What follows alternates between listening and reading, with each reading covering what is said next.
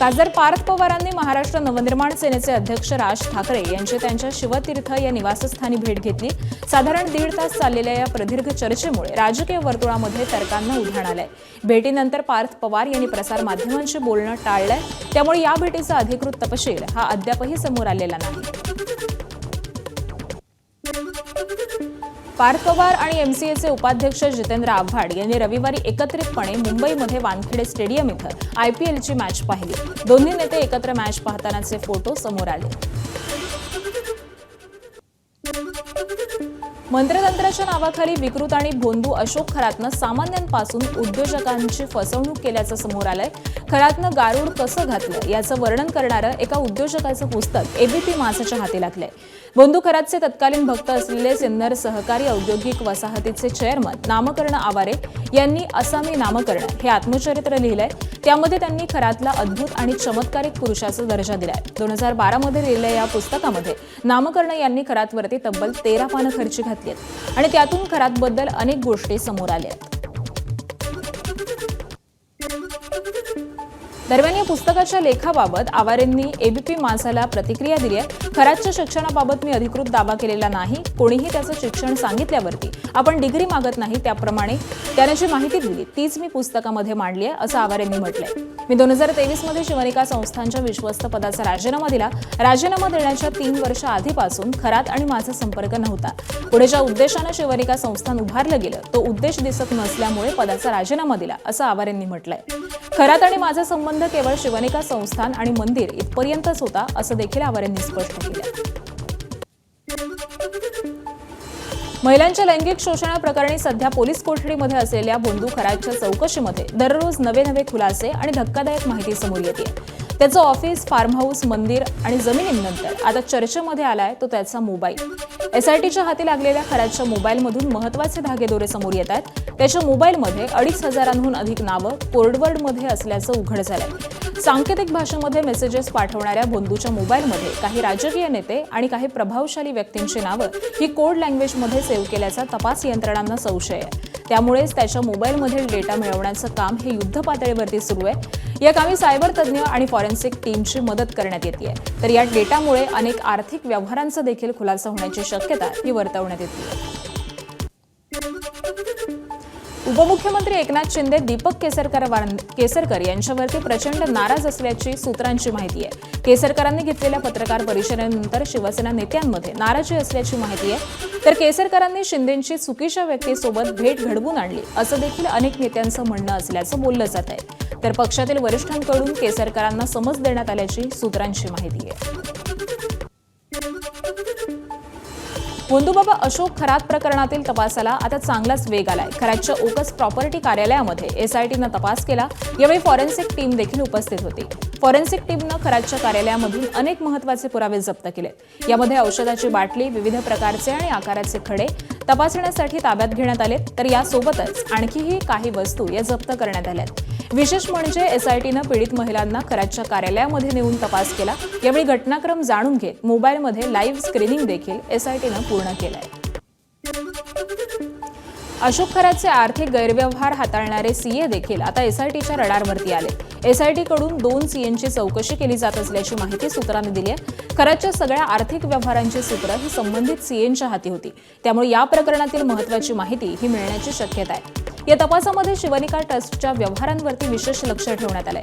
2018 मध्ये अवघी 4 लाखांची उलाढाल असलेल्या या ट्रस्टनं 2024 पर्यंत कोट्यवधींची झेप घेतल्यामुळे या प्रकरणातील संशय अधिक गडद झालाय। दुसरीकडे ही चौकशी सुरू असताना खरातच्या मोबाईलमधील डेटाही रिकव्हर करण्याचं काम सुरू आहे। अशोक खरातच्या मोबाईलमध्ये असलेला डेटा रिकव्हर झाल्यानंतर अनेक धक्कादायक आर्थिक खुलासे होण्याची शक्यता आहे। स्वयंघोषित कॅप्टन भोंदूबाबा अशोक खरात प्रकरणामध्ये आणखी एक नवा धक्कादायक खुलासा समोर आलाय। खरातच्या शस्त्र परवान्याची ग्रामीण पोलिसांकडे 12 वर्षांमध्ये नोंदच झाली नसल्याची माहिती समोर आली आहे। जिल्हा प्रशासनानं परवाना दिल्यानंतर त्याची माहिती घेणं हे ग्रामीण पोलिसांना बंधनकारक होतं, मात्र याची ग्रामीण पोलिसांमध्ये नोंदच झाली नसल्याचं समोर आलं।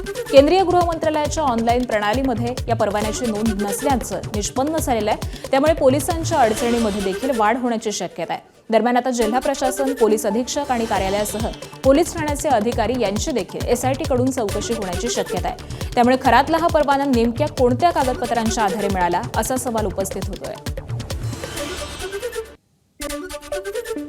बोंधूबाबा अशोक खरातच्या सिन्नर तालुक्यातील मिरगाव इथलं ईशान्येश्वर देवस्थान पुन्हा चर्चेत आलंय. देवस्थान निधीचा प्रस्ताव अचानक गायब झाल्याची चर्चा सध्या सुरू आहे. पर्यटन स्थळांच्या यादीमध्ये नसताना देखील मंदिराला कोट्यवधींचा निधी मिळाल्याची बाब समोर आली आहे. प्रादेशिक पर्यटन विकास योजनेमधून 2018 मध्ये 1,05,00,000 निधी वितरित करण्यात आले. त्यामुळे निधीसाठी कोणी प्रस्ताव दिला, कोणाची शिफारस होती असे सवाल उपस्थित होऊ लागले. महत्त्वाची बाब म्हणजे प्रशासनाकडे संबंधित कागदपत्रांची स्पष्ट माहितीच नसल्याचे समोर आलंय. त्यामुळे कुणाच्या राजकीय हस्तक्षेपामधून निधी मिळाला असा सवाल उपस्थित होऊ लागलाय. खरातच्या शिवनिका संस्थांवरती असलेल्या रुपाली चाकणकर यांना देखील अडचणीमध्ये त्यांच्या वाढ झाली आहे. त्यांची एसआयटी चौकशी होणार असल्याची माहिती सूत्रांकडून मिळते. मात्र चाकणकर एसआयटी चौकशीसाठी गेल्या नसल्याचं सूत्रांकडून सांगण्यात आलंय. दरम्यान सामाजिक कार्यकर्ते अंजली दमानिया यांनी चाकणकरांवरती जोरदार टीका केली आहे. त्या चौकशीला गेल्या नाहीत, यामध्येच अनेक गोष्टी कळून जातात असं दमानियांनी म्हटलंय. एसआयटीला पहिलं समन पाठवून जर त्या आल्या नाहीत, दुसरं समन पाठवावं लागेल. त्यानंतर कोर्टाकडनं त्यांना तसे डायरेक्टिव्स घ्यायला लागतील. पहिलं बेलेबल वॉरंट घेऊन जर त्या आल्या नाहीत तर नॉन बेलेबल वॉरंट घेऊन त्यांना अटक करता येते. अशा सगळे जे प्रावधान आहेत कायद्यात, आता बघू त्यांना कधी बुद्धी येते आणि कधी त्यांना प्रकाश पडून ते एसआयटी पुढे जात आहेत. पण जर खरोखर त्यांना काही लपवायचं नसतं तर त्या नक्कीच गेल्या असत्या. आज ह्या कारणामुळे त्या जात नाहीयेत, याच्यावरनं बरंच काही आपल्याला कळून जातंय. बोंधू अशोक खरात प्रकरणामध्ये सामाजिक कार्यकर्त्या तृप्ती देसाई यांनी नीलम गोऱ्हे यांच्यावरती गंभीर आरोप केले. नीलम गोऱ्हे या गेल्या 5 ते 6 वर्षांपासून अशोक खरातच्या संपर्कामध्ये होत्या आणि राजकीय फायद्यासाठी त्याला भेटत होत्या असा खळबळजनक दावा देसाई यांनी केला आहे. नीलमताई गोरे या ज्या आहेत त्या 6 ते 7 वर्षापासून अशोक खरातच्या भक्त आहेत आणि अशोक खरातला जे आहे ते आमदारकी मिळावी म्हणूनही त्या कॉलेज रोडच्या ऑफिसमध्ये भेटायला गेलेल्या होत्या. जेव्हा त्यांना मंत्रिपद पाहिजे होतं आणि ते मंत्रिपद मिळावं ते भविष्य बघण्यासाठी सुद्धा कॉलेज रोडच्या खरातच्या ऑफिसमध्ये नीलम गोरे ज्या आहेत त्या तिथं पोचलेल्या होत्या. आणि कोरोनाच्या काळाच्या आधी जे आहे ते एक्सप्रेस इन नावाचं जे नाशिकमध्ये पाथर्डी फाट्याला हॉटेल आहे तर तिथे नीलम गोरे मुक्कामाला होत्या. आणि त्या मुक्कामाला असताना अशोक खरात एक्सप्रेस इन नावाच्या हॉटेलमध्ये नीलम गोरे यांना त्यांचं भविष्य सांगण्यासाठी भेटायला गेलेला होता. पोलीस कोठडीत असलेल्या स्वयंघोषित गुरु ऋषिकेश वैद्य यांना न्यायालयासमोर एक अजब मागणी केली आहे. कोठडीमध्ये असताना पूजा अर्चा करता यावी यासाठी आवश्यक साहित्य आणि धार्मिक पुस्तकं मिळावी अशी विनंती न्यायालयाकडे केली आहे. मात्र महिलेवरती अत्याचार केल्याच्या गंभीर आरोपांमुळे आधीच 8 दिवसांची पोलीस कोठडी सुनावण्यात आलेल्या वैद्यची ही मागणी न्यायालयानं फेटाळून लावली आहे. साखर कारखाना उभारण्यासाठी आमच्याकडून एकनाथ खडसेंनी जमिनी घेतल्या, मुलांना कारखान्यामध्ये नोकरी देण्याचं आश्वासन दिलं होतं. मात्र 24 वर्ष झाली पण अजून देखील कारखाना उभा राहिला नाही. त्यामुळे भुसावळ तालुक्यातील मानपूर परिसरामध्ये महारवतनाच्या जमिनी परत करण्याची मागणी चमेलीबाई तायडे यांनी केली आहे. त्याबरोबरच फसवणूक झाल्याची तक्रार चमेलीबाई यांनी पोलिसात केली आहे. एकनाथ खडसेंविरोधामध्ये गुन्हा दाखल केल्याची माहिती देखील तायडेंनी दिली आहे. किती जमीन आहे तुमची? आमची 6.5 एकर जमीन आहे. आणि कधी दिली होती, कशासाठी दिली होती? ते त्यानं आम्ही तर बियाले नाहीच होतो दादा, गोरगरिबाकन घेवात नाही. पण त्यानं पोराईसाठी घेतली की आम्ही नोकरीला लावू, तुम्हाला अशा रस्ते जाऊ. पण त्यानं काही रस्ते दावले नाही दादा. किती वर्ष झाले तरी ते जमीन घ्यायला? हे 26 वर्ष झाले ना बापा, का कमी वर्ष झालं काय? किती जमीन आहे ते? काय 6 एकर. साताऱ्याचे पोलीस अधीक्षक तुषार दोशी सक्तीच्या नव्हे तर अर्जित रजेवरती गेले आहेत. तुषार दोशींना 8 दिवसांची अर्जित रजा मंजूर झाली आहे. दोशी यांनी कोल्हापूर परिक्षेत्राचे पोलीस महानिरीक्षकांकडे रजेचा अर्ज सादर केला होता. 28 आणि 29 मार्चची शासकीय सुट्टी, त्याला जोडून 30 मार्च ते 6 एप्रिलपर्यंत 8 दिवसांची अर्जित रजा मंजूर करण्यात आली आहे. 20 तारखेला झालेल्या जिल्हा परिषद अध्यक्ष निवडीदरम्यान मोठा राडा झाला होता आणि यावेळी मंत्री शंभूराज देसाई आणि मंत्री मकरंद पाटील यांना पोलिसांकडून धक्काबुक्की झाल्याचा गंभीर आरोप करण्यात आला होता. या घटनेनंतर शिवसेनेकडून तुषार दोषींवरती निलंबनाची कारवाई करण्याची मागणी जोर धरू लागली होती. या सगळ्याच पार्श्वभूमीवरती तुषार दोषी अर्जित रजेवरती गेले आहेत. मात्र तुषार दोषी यांच्यावरती काय कारवाई होणार याकडे आता संपूर्ण साताऱ्यासह राज्याचं लक्ष लागलंय.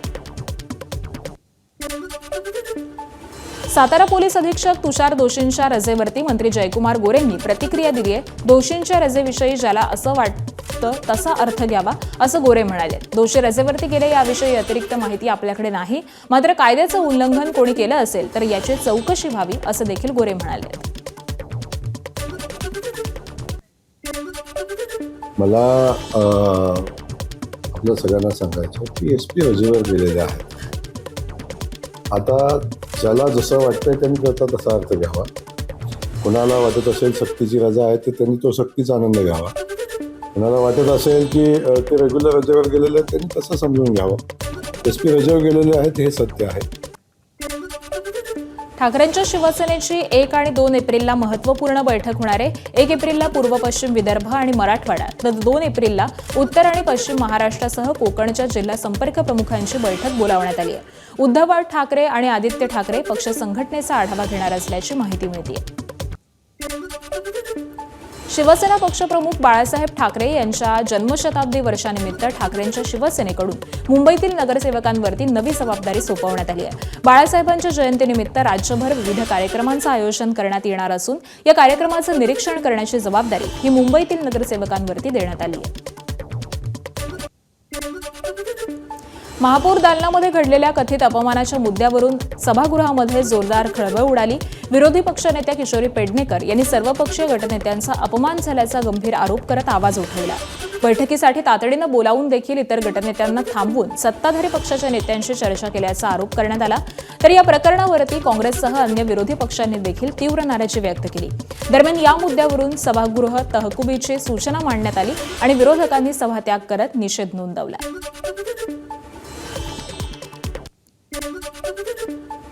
मुंबई महापालिकेमध्ये रुग्णालयाच्या भूमिपूजनावरून मानापमान नाट्य रंगलंय. सायन रुग्णालयाच्या नव्या इमारतीचं भूमिपूजन मुख्यमंत्र्यांच्या हस्ते पार पडलं. यावेळी कार्यक्रमस्थळी महापौर वगळता पालिकेतील इतर समिती अध्यक्ष नगरसेवकांना प्रवेश नाकारण्यात आला. यावरून शिवसेनेमध्ये नाराजी असल्याची चर्चा रंगतीये. त्या संदर्भामध्ये महापौरांच्या दालनात बैठक देखील पार पडली. रत्नागिरीच्या चिपळूणमध्ये दुय्यम निबंधक कार्यालयामध्ये मोठा गोंधळ पाहायला मिळाला. सावकारांकडून कर्जदारांची वाढीव व्याजदरानं वसुली होत असल्याचा गंभीर प्रकार समोर आल्यानंतर संतप्त नागरिकांनी थेट कार्यालय गाठत न्यायाची मागणी केली. याच मुद्द्यावरून भारतीय जनता पक्षाचे तालुकाध्यक्ष विनोद भरण यांच्या नेतृत्वाखाली कार्यकर्त्यांनी कार्यालयामध्ये जोरदार राडा घालत अधिकाऱ्यांना जाब विचारला. सावकारांवरती तात्काळ कारवाईची मागणी करत अन्यथा आंदोलन तीव्र करण्याचा इशारा देखील यावेळी देण्यात आला. अकोला महापालिकेच्या सभागृहामध्ये जोरदार गोंधळ पाहायला मिळाला. महासभेदरम्यान 50 खोकेच्या घोषणा देत विरोधकांनी ठिय्या आंदोलन केलं. या गोंधळाच्या पार्श्वभूमीवरती महापौरांनी काँग्रेस, ठाकरेंची शिवसेना आणि वंचितच्या तब्बल 16 नगरसेवकांचं निलंबन केलं. त्यामुळे सभागृहामध्ये तणावाचं वातावरण निर्माण झालं होतं. या महापौरनं एवढा विषय मोठा होता की रोखून असं अकोलेकरांना काय देणार. या बाबासाहेबांच्या नावाने पूर्ण महाराष्ट्रात एकच खुले नाट्यगृह आहे. त्याकरता हे 5 लाख रुपये ठेवतात आणि स्वतःच्या कॅबिन दुरुस्तीसाठी 1-1 कोटी रुपये ठेवतात. अकोलेकरांना घंटागाडी मोफत द्या हे बोलल्यावर मतदान न करता असंविधानिक शब्दाचा वापर करून संविधानिक सभागृह बंद करायचा प्रयत्न करतात. या असंविधानिक विरोधात आम्ही जेव्हा आंदोलन करायला गेलो तेव्हा आम्हाला निलंबित करण्यात येते. हे काय लोकशाही की काय आहे हा आम्हाला प्रश्न पडलेला आहे. सोलापूर महापालिकेच्या सभागृहामध्ये गोंधळ पाहायला मिळाला. वार्षिक अंदाजपत्रकावरती शिवसेनेचे गटनेते अमोल शिंदे भाषण करत असताना भाजपचे नगरसेवक प्रशांत पल्ली यांनी मध्ये बोलल्यामुळे वाद झाला. अमोल शिंदेंनी आक्रमक होत भाजपचे नगरसेवक प्रशांत पल्ली यांच्यावरती धावून जाण्याचा प्रयत्न केला. मी बोलताना मध्ये तुम्ही बोलण्याचा संबंध कसा काय असा जाब यावेळी विचारला. तर या वादामुळे महापालिकेच्या सभागृहामध्ये काही वेळ तणाव पाहायला मिळाला. दरम्यान महापौर विनायक कोंड्याल आणि इतर नगरसेवकांनी मध्यस्थी करत दोघांना शांत करण्याचा प्रयत्न केला. धुळे महापालिकेच्या निवडणुकीनंतर तब्बल 3 महिन्यांनी आज विशेष महासभेचं आयोजन करण्यात आलं होतं. महापौर मायादेवी परदेशी यांच्या अध्यक्षतेखाली झालेल्या या सभेमध्ये आयुक्त नितीन कापडणीस उपस्थित होते. तर यावेळी स्वीकृत सदस्यांसह स्थायी समिती आणि महिला बालकल्याण समितीच्या सदस्यांची निवड करण्यात आली. भाजपचे 5, MIMचा 1 आणि शिवसेना राष्ट्रवादी गटाचा 1 सदस्य स्वीकृत सदस्यपदी निवडून आलाय. स्थायी समितीच्या 16 आणि महिला बालकल्याण समितीच्या 11 सदस्यांची देखील निवड झाली. निवडीनंतर सदस्यांनी जल्लोष केला. लातूर जिल्हा परिषदेच्या 4 विषय समित्यांच्या सभापतींची बिनविरोध निवड झाली. 50-50 फॉर्म्युल्यानुसार राष्ट्रवादी काँग्रेसला 2 आणि भाजपला 2 सभापती पदं ही मिळालेली आहेत. समाज कल्याण सभापती म्हणून राष्ट्रवादीचे उत्तम माने, महिला आणि बालकल्याण सभापती म्हणून भाजपच्या शिवकन्या गोडभरले, विषय समिती क्रमांक 1 आणि 2च्या सभापती म्हणून क्रमशः ज्ञानेश्वर बिरादार आणि कविता गोरे यांची निवड जाहीर करण्यात आली आहे. दरम्यान बांधकाम सभापती पदावरून सुरू असलेली रस्सीखेच ही येत्या आठवड्याभरामध्ये निर्णयास येईल, अशी माहिती आमदार संजय बनसोडे यांनी दिली आहे. अकोला वाशिम जिल्हा बँकेवरती पुन्हा सहकार गटाचं वर्चस्व पाहायला मिळत आहे. 21 जागा जिंकत बँकेवरती सहकार गटानं एकहाती सत्ता मिळवली आहे. गेल्या 50 वर्षांपासून बँक आणि अध्यक्षपदावरती ताबा असलेल्या कोरपे घराण्याचाच यंदा देखील अध्यक्ष होणार हे जवळपास निश्चित झालंय. डॉक्टर जयराज कोरपे हे बँकेचे नवे अध्यक्ष होणार असल्याची माहिती आहे. तर गेल्या 25 वर्षांपासून बँकेचे अध्यक्ष असलेले संतोष कोरपे हे जुन्या संचालकांपैकी विजयी झालेले एकमेव संचालक आहेत. विजयी उमेदवारांनी गुलाल उधळून मिरवणूक काढण्यामध्ये आली आणि कार्यकर्त्यांकडून मोठा जल्लोष करण्यात आला. एनडी स्टुडिओच्या पायाभूत सुविधांसाठी राज्य सरकारकडून निधी मंजूर करण्यात आलाय. स्टुडिओतील तब्बल 13,40,00,000 रुपयांच्या कामांना प्रशासकीय मंजुरी देण्यात आली आहे. त्यासाठी एकूण 60,37,000 रुपयांची वित्तीय मान्यता देखील देण्यात आलेली आहे. मुंबई ते चिपी हवाई मार्गाचा प्रवास सर्वसामान्यांना परवडण्यासाठी राज्य सरकारनं महत्त्वपूर्ण निर्णय जाहीर केलाय. सर्वसामान्य प्रवाशांना परवडणारा हवाई प्रवास मिळावा यासाठी 100% वायबिलिटी गॅप फंडिंगला प्रशासकीय मान्यता देण्यात आली आहे. प्रति RCS आसनासाठी 2,991 रुपये तर निश्चित करण्यात आलेले असून यासाठी एका वर्षासाठी 7,64,00,000 रुपयांचा निधी हा करण्यात आलाय. तर या निर्णयामुळे कोकणातील हवाई प्रवासाला मोठी चालना मिळण्याची अपेक्षा आहे.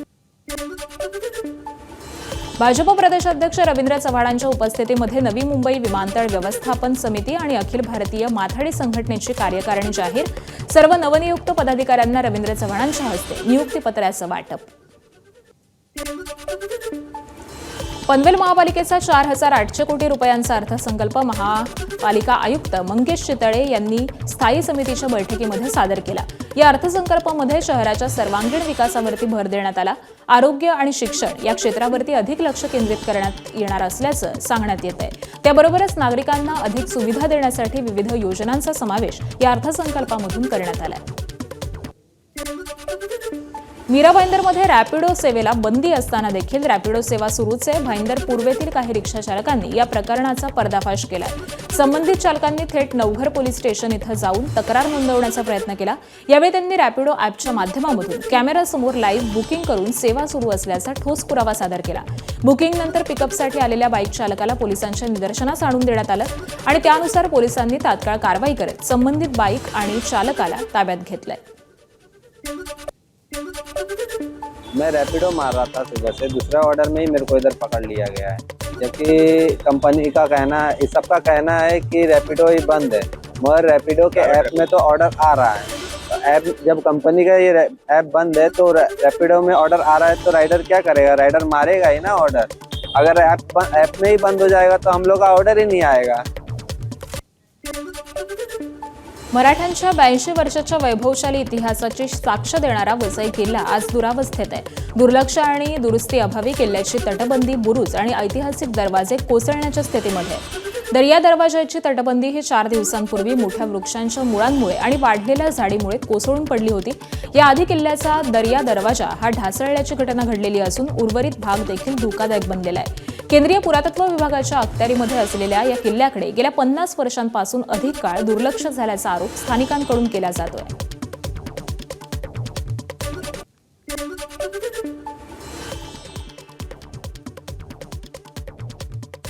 किल्ल्यातल्या बुरुजांची आणि तटबंदीची अवस्था फारच दयनीय आहे आणि येत्या पावसाळ्यामध्ये याच्यावरती वाढलेल्या मोठमोठ्या पिंपळ वृक्षामुळे ही तटबंदी समुद्राच्या दिशेने मोठ्या प्रमाणात कोसळून एक हानी, ऐतिहासिक हानीसुद्धा आणि मनुष्य हानी होण्याचा पण जास्त धोका आहे. नागपूर महावितरणाकडून थकबाकीदारांविरोधामध्ये आक्रमक मोहीम राबवण्यात येते. बिल भरा अन्यथा अंधारामध्ये राहा असा इशारा देत महावितरणानं ही मोहीम राबवली आहे. नागपूर जिल्ह्यामध्ये 43 कोटींची थकबाकी असल्यानं महावितरणानं कठोर भूमिका घेतलेली आहे, तर मानकापूर नई बस्ती भागामध्ये विशेष पथकांसह थकबाकीदारांवरती कारवाई करण्यात आली आहे. यासोबतच पाणीपुरवठा योजनांचे 10 कोटी थकीत असून सरकारी यंत्रणांवरती देखील महावितरणानं मोर्चा काढलाय. नगरपंचायत ग्रामपंचायतींना थकबाकी न भरल्यास सेवा खंडित करण्याचा इशारा देण्यात आलाय. सांगलीतील तासगावमध्ये माजी खासदार संजय काका पाटलांच्या नेतृत्वामध्ये पाण्यासाठी ठिय्या आंदोलन करण्यात आलं. ताकारी टेंभू योजनेच्या पाण्यासाठी हे आंदोलन करण्यात आलंय. मार्च अखेर उजाडला तरी देखील योजना बंदच ठेवल्यामुळे संजय काका पाटील यांनी जलसंपदा अधिकाऱ्यांना जाब विचारलाय. ताकारी आणि टेंभू उपसा सिंचन योजनेच्या लाभ क्षेत्रातील गावांमध्ये सध्या भीषण पाणी टंचाई निर्माण झाली आहे. मार्च महिना संपत असला तरी प्रशासनाकडून उन्हाळी आवर्तन अद्यापही सुरू करण्यात आलेलं नाहीये. मुख्य कालव्यामधून येरळा नदीमध्ये तातडीनं पाणी सोडण्याच्या मागणीसाठी हे आंदोलन करण्यात आलं. इरिगेशन खात्यानं आमच्या तालुक्यामध्ये पाणी देण्याची भूमिका घेतली नाही, त्याच्यामुळं प्रचंड मोठं नुकसान व्हायला लागलेलं आहे. या लोकांच्या तीव्र भावना म्हणून आम्ही 1.5-2 तास हे आंदोलन केलं आणि या अधिकाऱ्यांना तातडीनं सगळे मागचे पाणीचे ताकारी असेल, आरफळ असेल, टिंबू असेल, म्हैसाळ असेल, वेगवेगळ्या योजनेखाली वेगवेगळी गावं येतात. त्या गावांना पाणी देण्यासाठी जर पाणी लवकर सोडलं गेलं नाही तर शेतकरी आक्रमक होतील, कायदा सुव्यवस्था बिघडेल. पुण्यातील बीजे मेडिकल कॉलेजमध्ये विद्यार्थी महाविद्यालय प्रशासनाच्या विरोधामध्ये आंदोलन करतात. विद्यार्थ्यांनी महाविद्यालयामध्ये शिक्षकांकडून जातीवाचक बोल, विद्यार्थिनींना त्रास आणि अनेक जाचपटी लादल्याचा आरोप केलाय. विद्यार्थ्यांचं म्हणणं आहे की आर्थिक फसवणुकीसारखे प्रकार महाविद्यालयामध्ये होतात आणि न्याय हक्कासाठी त्यांनी हे आंदोलन सुरू केलं. पेणमधील प्रसिद्ध गणेश मूर्ती परदेशामध्ये यंदा उशिरा पोहोचणार आहेत. आखाती देशातील युद्धामुळे JNPT बंदरामध्ये इतर शेतमालाचे कंटेनर हे अडकलेले आहेत आणि मूर्तिकारांना कंटेनर ठेवण्यास जागा नाहीये. त्यामुळे Dubai, London, West Indies, Australia, New Zealand, Indonesia, Thailand, Mauritius यांच्यासारख्या देशांमध्ये गणेश मूर्ती घेऊन जाणं हे लांबणीवरती जाऊ शकतं. पेणमधील मूर्तिकारांचा गोडाऊनमध्ये सध्या हजारो मूर्ती या पडून असून नवीन मूर्ती घडवण्यामध्ये त्यांना अडचणी येत आहेत. लोकसभेमध्ये देशातील नक्षलवाद निर्मूलनावरती चर्चा पार पडत असून खासदार श्रीकांत शिंदेंनी या चर्चेला सुरुवात केली. छत्तीसगडमधील बस्तरमधून नक्षलवाद पूर्णतः संपुष्टात आलेला असून देशातील डाव्या विचारसरणीचा अतिरेकीपणा देखील संपवण्यामध्ये आल्याचं केंद्रीय गृहमंत्री अमित शहा यांनी लोकसभेमध्ये जाहीर केलं. त्याबरोबरच पंतप्रधान नरेंद्र मोदींच्या नेतृत्वामध्ये भारत नक्षलवाद मुक्त झाल्याची घोषणा अमित शहा यांनी केली आहे. देशातील नक्षलवादावरती निवेदन देताना अमित शहा यांनी काँग्रेसवरती देखील निशाणा साधला. देश की आंतरिक सुरक्षा की सबसे बड़ी समस्या हथियारी माओवादी, मगर कुछ नहीं होगा। मान्यवर 2014 में परिवर्तन हुआ और मोदी जी के शासन के अंदर कई सारी बरसों पुरानी समस्या का निराकरण हुआ। कई सारे बड़े काम जो आजादी के वक्त से इस देश की जनता चाहती थी कि कभी न कभी हो, वो सारे काम नरेंद्र मोदी जी के 12 साल में हुए और अब ये नक्सलवाद से मुक्त भारत की रचना भी नरेंद्र मोदी जी के शासन के अंदर ही हो रही है। सोलापूर आणि सातारा जिल्ह्याच्या सीमेवरती अवकाळी पावसानं दमदार हजेरी लावली. शिखर शिंगणापूर परिसरातील मुंगी घाट आणि आजूबाजूच्या गावांमध्ये मुसळधार पावसानं धुमशान पाहायला मिळालं. माळशिरस आणि अकलूज परिसरामध्ये देखील विजांच्या कडकडाटासह पाऊस झालाय. एबीपी माझा, उघडा डोळे बघा नीट.